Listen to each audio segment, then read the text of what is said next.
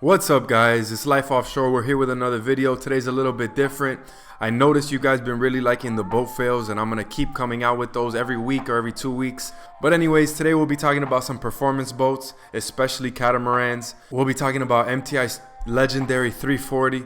That thing's been a monster since it came on the scene and completely changed the whole cat industry. And now Fountain wants to come out and be able to play with the big dogs and compete. Now that they came out with their 34 ThunderCat, it was a little surprising to me because knowing how Fountain was, and back in the day they used to be all about the cat killer, they used to be all about the monohull and or that V-hull with the step. They are trying to tap into a new market that's blowing up right now, which is the outboard cats, and they're just trying to get a little bit of that portion of that marketplace. So without further ado, we're gonna compare these two cats, tell you a little bit about their specs, their price range, and what you can expect out of these two boats. Yes, these two boats are probably out of most people's price range, but you never know. Maybe in the future you hit the lotto or something. So right off the bat, with this Fountain that I'm showing you, the 34 ThunderCat, you can see that the cockpit is much different than anything you've seen on those 34-foot MTIs. The cockpit has 2 seats, 2 right behind, and a 3-seat bench in the back, which is a very cool setup. Nothing like the MTI's done. I'm sure it can be made, but this is how Fountain decided to do it. I really like that. As far as the specs for this boat, the 34 Fountain is 34 feet. It's 10-foot 2-inch beam, and it weighs around 5,200 pounds, give or take, which is very light for such a big boat. I mean, they're building these things with full carbon, so you can't really expect anything less. That's why these boats are well above 100 miles an hour. This particular boat that we're showing of the Fountain goes above 130 miles an hour with 450 Rs.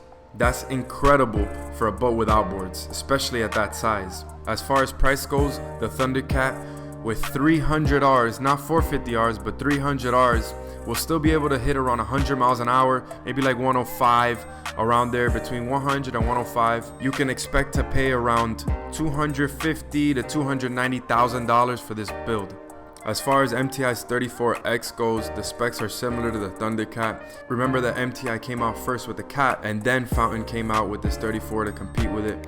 But nonetheless, the specs are similar. It's a 34-foot boat. It's got a 10-foot beam, and it weighs around 5,800 pounds, which is heavier than the ThunderCat, but it's still a very light boat for the size of this boat. If you see it in person, the width, the length, the boat is a very impressive thing to look at when you see it up close and personal. As far as top speed goes, the MTI reached 132 miles an hour with twin 450 Rs. That's incredibly fast for this boat and for a boat of this size. No matter what boat it is, I mean, that's just incredibly fast on the water. Everyone knows that on the water, speed feels much faster, so 132 miles an hour on this boat is incredible. At around 100 miles an hour, the boat can cruise, and it'll be burning around 2 miles per gallon, which is honestly unheard of.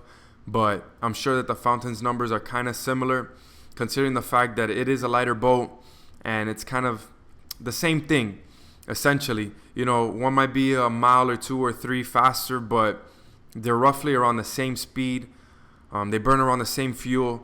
The biggest difference is the price range. The MTI, you won't be able to get one for under $450,000 built. You could get a Fountain, like I was telling you earlier, for under $300,000. So you would almost be saving $200,000 on a Fountain than on the MTI. I mean, some people say you get what you pay for, but Fountain is Fountain as well, so they make incredibly good boats just like MTI does. So it's all your preference at the end of the day. If you have an extra $200,000 to spare, then you go with that boat. But in my opinion, I would choose the Fountain ThunderCat 34. $200,000 price range is too much to pass up for them being such similar boats, and that new Fountain is looking incredibly nice.